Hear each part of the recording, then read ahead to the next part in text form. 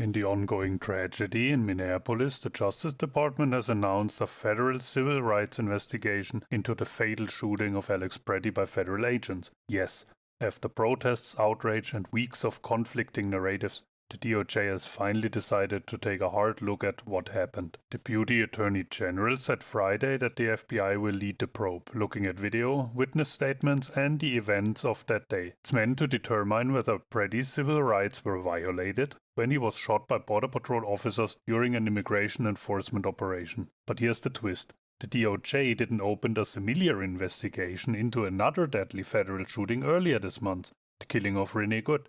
He insists only some cases warrant civil rights scrutiny. Meanwhile, state investigators in Minnesota were initially blocked from the scene, shutting out local scrutiny and fueling lawsuits for evidence preservation. So, federal agents kill a citizen. Federal officials delay local investigators. Then, only after a week of protest, the same federal government announces it will investigate itself. That is not oversight. And let's be honest, from the government's perspective, investigations are like previews. Long on promises, short on action, and always leading up to a final that never quite lands. We are told the FBI will shed light on what happened, but if transparency were a priority, we wouldn't need months of protests to get them here. Pretti's family and supporters want accountability. Local officials want access.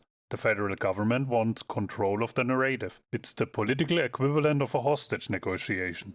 This moment, a federal civil rights probe is being framed as progress.